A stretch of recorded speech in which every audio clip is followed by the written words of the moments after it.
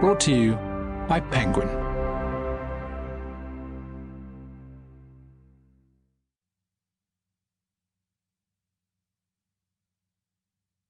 My Name Is Selma by Selma von der Perre, read by Rachel Bavidge. Prologue. 6th of September 1944. To Gret Brinkhouse. Dear Gretchen, I'm in a cattle wagon with 12 people, in Fuft. Probably headed for Sachsenhausen or Ravensbrück. You keep your spirits up. I'll do the same, although I do wish the end was in sight. I'll throw this note out of the train through a crack in the wall. Bye, my darling. Kisses. Marga. We were ordered to pack up our toothbrushes and other belongings and wait outside. It was clear we were to be taken somewhere else, but where? We didn't know.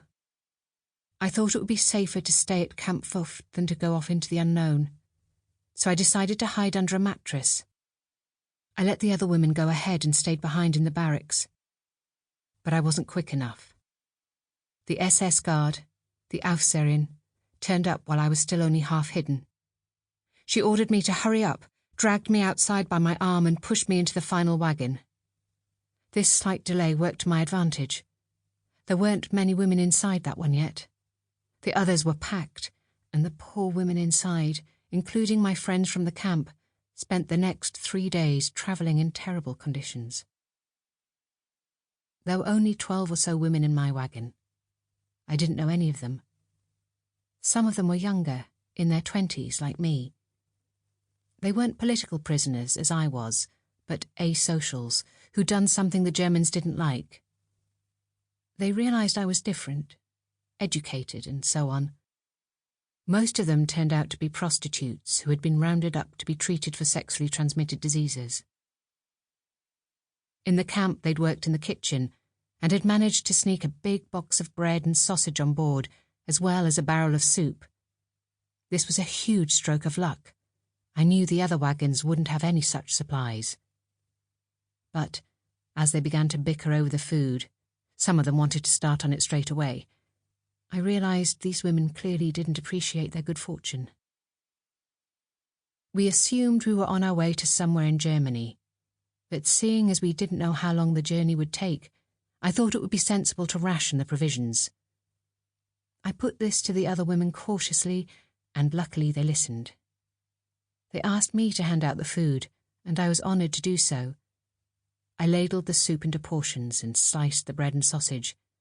They could see I was doing my best to give everyone an equal share. There was sufficient space for all of us to sit down on the floor of the wagon, and some of us had a bit of wall to lean against as well. There wasn't much conversation between us. The kitchen girls talked together a bit. They knew one another already. As time passed, they became a little friendlier towards me. They shared some supplies of toilet paper, for instance. And on that paper, I hastily scribbled a note to my good friend in Amsterdam, Gret Brinkhouse. I told her I was on a train that was probably heading for Germany. When we stopped at the first station, the last town in the Netherlands before we did indeed pass into Germany, I pushed the note through a gap between the wooden planks of the wagon's wall. Even though it was very unlikely that the message would ever reach her, it was worth a try. The journey seemed interminable, even for those of us in that privileged final wagon. I was feeling anxious, but there was also a sense that the war wouldn't last much longer. We knew that the Allies were already at the border. I knew that I couldn't do anything to change what was happening, so I tried not to worry about it too much. There was simply no point. We slept on the bare wooden floor of the wagon. It was uncomfortable, but it must have been far worse for my friends in the other wagons. With 50 or 60 people packed inside, they wouldn't even have been able to sit down, and they wouldn't have had any food. Although I didn't realise it at the time, I was lucky.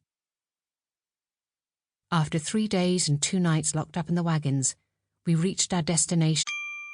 Sample complete. Ready to continue?